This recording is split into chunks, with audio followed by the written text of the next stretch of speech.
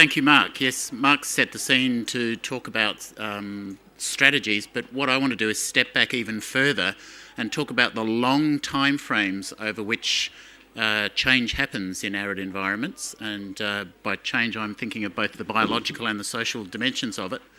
I'll talk specifically about the biological side, and the aim of my talk is more to raise awareness. So the topic of my talk is chronic decline in biodiversity values. I'll try and explain what I mean by that particular factor. I'll then explain why I've come to think the way I do, and give a couple of examples of what I mean by chronic biodiversity decline, and then at the end I'll talk a little bit about how we might respond to that awareness.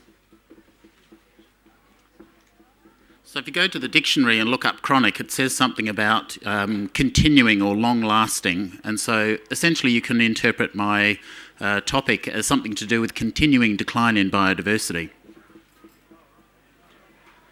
But I'm actually really inspired by the idea of chronic illnesses. So if you go onto the web and look up a website to do with health and well-being, you'll find a definition of chronic wellness that looks something like this. It's really to do with really long-lasting illness amongst people, and there are sort of 5 dimensions that are frequently talked about. So they are things such as complex causality. It's very difficult to say it's that bug, it's all to do with that bug.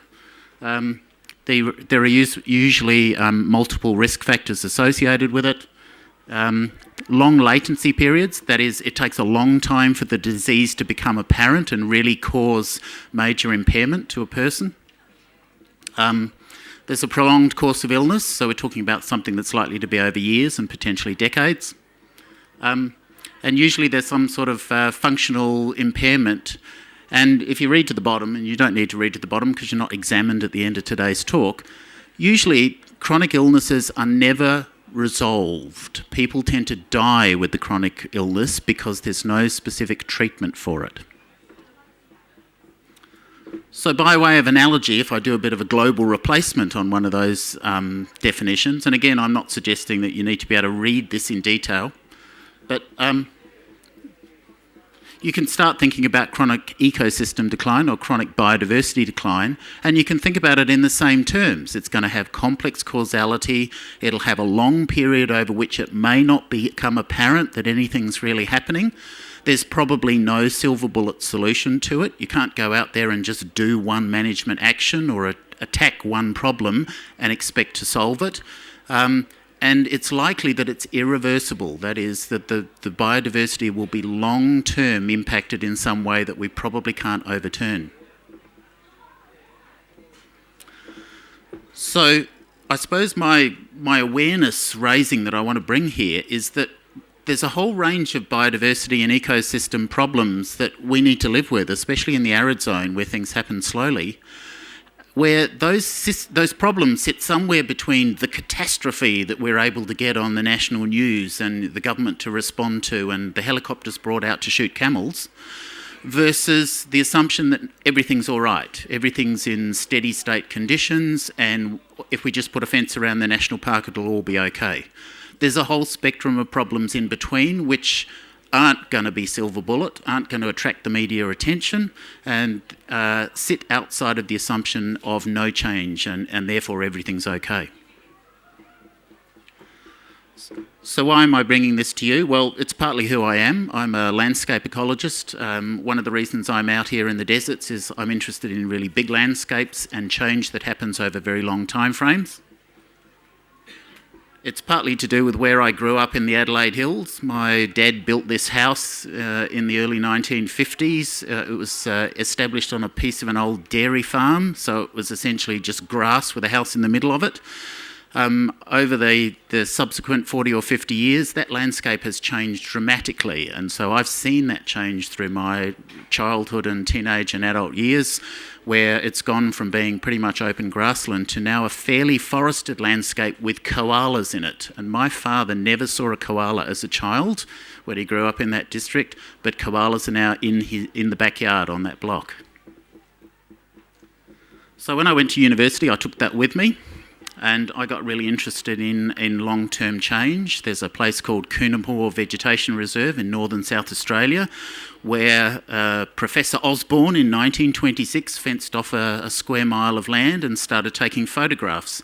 And then the University of Adelaide students go up there every year and take exactly the same photograph, or at least the photograph from the same location, and you can string them out, 75 years worth of photos, and look at long-term change.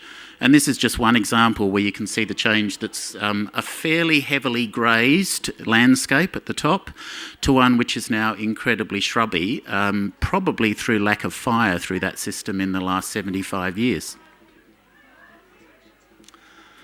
So when I've come up here to the centre to work, to conduct research, I'm sort of coming from this mindset of long-term change and trying to interpret the landscape as I see it in those terms. And for me, one really interesting example is bufflegrass. I've lived here in Alice Springs twice, once 20 years ago for 3 years, and I've come back and been here 3 years again now. And in those 20 years, there has been big change in bufflegrass in this landscape. So if I think just in terms of that 20-year period, what I've seen is the distribution of bufflegrass expand greatly. It's gone from being in particular places on the flats around Alice Springs to now occupying pretty much the whole face of the heavy tree range. It's gone from often being concentrated under trees to being a continuous carpet. And of course you can imagine that the consequences of that are impacts on understory biodiversity, possibly impacts on the food web more generally. So if I was to project out to say 2100, which is what now 88 years away, I would expect this process to keep going very gradually, under the radar. Who's really taking notice of it? But bufflegrass will have an even wider distribution in the McDonald Ranges. It will change the fire regime because it's highly flammable, and that there will be flow-on effects to all elements of the biodiversity, both the plant life and any of the animal life dependent on particular parts of it. And you can already see this happening around Simpsons Gap on the way in from the entrance, the information centre up to Simpsons Gap itself. Most of the corkwoods are now looking in pretty bad shape, and what we're seeing instead is Acacia victoriae becoming the most common tree. Big shift. Acacia victoriae is relatively short-lived. It has a seed bank that's able to survive fire. It responds pretty well to the sorts of hot fires that we're getting with bufflegrass in the landscape. Just keep projecting that for another 88 years and imagine what the centre looks like. Biodiversity will be very different to what we see now. And also things like the tourism values, so going back to Mark's interest in how we link the ecosystem to the social and business world, things like tourism values will be significantly influenced because some of the things that people come to see in the centre now won't be here.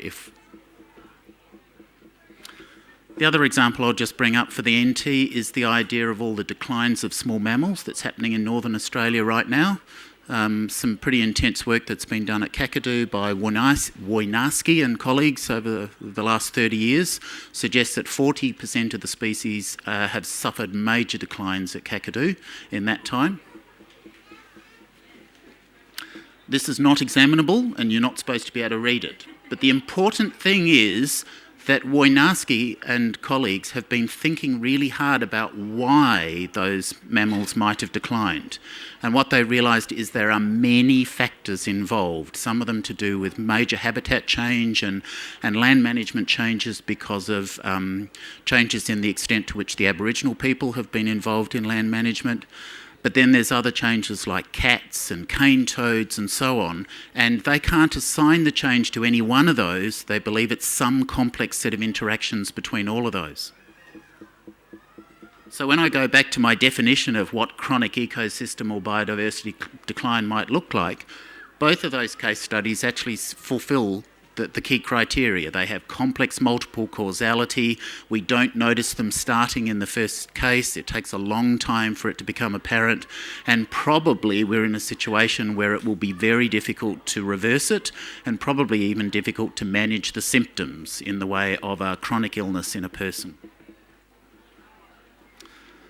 So why am I saying this now? Well, I suppose it's partly to raise social and political awareness, to try and look at that grey area between everything's okay in national parks versus camels are our only problem, let's shoot them all from helicopters.